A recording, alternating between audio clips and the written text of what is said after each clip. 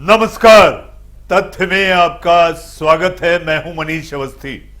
जी हां, तथ्य में हम आज आपसे बात करेंगे, बताएंगे, समझाएंगे और एहतियात बरतने के लिए आपसे गुजारिश भी करेंगे। जी हां, कोविड 2 साल की कोविड महामारी के बाद एक नया वायरस सामने आया, H3N2। जी हां, एक दौर था जब कोरोना महामारी सिर्फ भारत ही नहीं बल्कि पूरी मानवता पर हावी हो चुकी थी। लोग जूझ रहे थे। 3 साल बाद कोरोना महामारी से राहत मिल रही थी, लेकिन अब एक और वायरस सामने आया है जिसने फिर से चिंता बढ़ा दी है। यह है इन्फ्लुएंजा वायरस H3N2। कुछ महीनों से सर्दी, जुकाम और बुखार के मामले तेजी से बढ़ रहे हैं, लेकिन अब यह जानलेवा भी बनता जा रहा है। इस वायरल बीमारी से अब तक 6 लोगों की मौत हो गई है।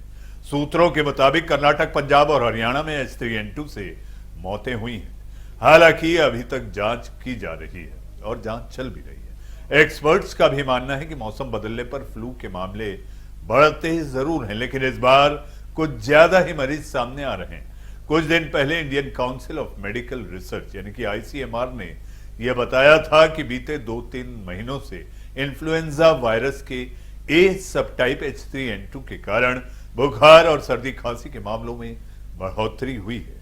एक्सपर्ट्स का कहना है कि H3N2 के कारण अस्पताल में भर्ती होने वाले मरीजों की संख्या भी बढ़ी है। बड़ी बात यह है कि H3N2 के लक्षण कोरोना के तरह ही हैं, जो चिंता बढ़ाते हैं। इसकी चपेट में आने के बाद लोगों को थकान और कमजोरी से उबरने में 2 हफ्ते से ज्यादा का समय लग रहा है। IMA यानी कि इंडियन मेडिकल एसोसिएशन का कहना है कि मौसमी बुखार फैल रहा है। बुखार तो 2-3 दिन में चला जाता है, लेकिन सर्दी खांसी 3 हफ्तों तक बनी रहती है। प्रदूषण के कारण भी 15 साल से कम और 50 साल से ज्यादा उम्र के लोगों में सांस की नली में संक्रमण बढ़ रहा है। अब ऐसे में कुछ लोगों के अंदर इस बात का डर फैल गया है कि कहीं कोविड तो नहीं फैल रहा। इस बारे में डॉक्टरों का मानना है कि कोविड और इस वायरस में अंतर कर पाना काफी मुश्किल है, डिफिकल्ट है, क्योंकि इन्फ्लुएंजा ए का सब टाइप है। सिर्फ टेस्ट के जरिए ही दोनों में अंतर पता किया जा सकता है। कोविड और इन्फ्लुएंजा की टेस्टिंग किट भी अलग अलग होती है। एम्स दिल्ली के मेडिसिन डिपार्टमेंट के प्रोफेसर डॉक्टर पीयूष रंजन ने बताया कि कोविड लोअर रेस्पिरेटरी ट्रैक को प्रभावित करता है, जबकि H3N2 अपर रेस्पिरेटरी ट्रैक पर असर डालता है, जिसमें बुखार और सर्दी खांसी जैसे लक्षण लंबे समय तक रहते हैं। दोनों के लक्षण लगभग एक जैसे ही हैं, इसलिए कई अस्पतालों में H3N2 का टेस्ट किया जा रहा है, लेकिन यह टेस्ट गैर जरूरी और महंगा है और यह सरकारी अस्पतालों में नहीं हो रहा।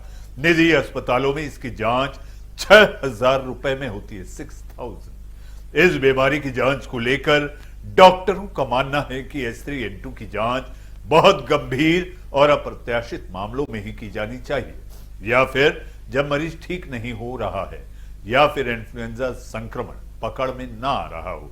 इस बार सूखी खांसी के मरीज ज्यादा हैं। इसके ज्यादातर मरीज बिना किसी खास इलाज के ही ठीक हो जाते हैं। इन्फ्लुएंजा से संक्रमित ज्यादातर लोगों को चेस्ट एक्सरे की जरूरत भी नहीं पड़ती, क्योंकि बढ़ रहे इन्फ्लुएंजा के मामले जैसे सवालों पर डॉक्टरों का कहना है कि ऐसा माना जा रहा है कि कोरोना के कारण हमारी इम्यूनिटी कमजोर हो गई है। ऐसे में न सिर्फ वायरल इन्फेक्शन के केस बढ़ रहे हैं, बल्कि इनकी गंभीरता भी बढ़ रही है। माना जा रहा है कि कोविड के बाद इन्फ्लुएंजा जैसी बीमारियां कम हो जाएंगी, लेकिन इसका उल्टा हो रहा है, रिवर्स। वायरल इन्फेक्शन बढ़ रहे हैं जो ऊपर रेस्पिरेटरी ट्रैक को प्रभावित कर रहे हैं। तो चलिए अब जानते हैं कि यह बीमारी कितनी खतरनाक है। तथ्य है, ज्यादातर लोग बिना किसी मेडिकल केयर के ही इन्फ्लुएंजा से ठीक हो जाते हैं, लेकिन कुछ मामलों में यह इतना गंभीर हो सकता है कि मरीज की मौत भी हो सकती है। WHO यानी कि वर्ल्ड हेल्थ ऑर्गेनाइजेशन के मुताबिक हाई रिस्क में शामिल लोगों के अस्पताल में भर्ती होने और मौत होने के मामले ज्यादा सामने आते हैं। अनुमान है कि हर साल दुनिया भर में गंभीर बीमारी से 30 से 50 लाख मामले सामने आते हैं। इनमें से 2.90 लाख, जी हां, 2,90,000 से लेकर 6.5 लाख मौतें होती हैं। ऐसे में इस बीमारी से बचने के लिए अपना खास ख्याल रखना जरूरी है। इससे जुड़ी तमाम जानकारी हम तथ्य के जरिए आप तक पहुंचाते रहेंगे। बनिए रहे तथ्य के साथ। जी हां, और अपना और अपनी सेहत का, अपने परिवार का और आस पड़ोस का खूब ख्याल रखें।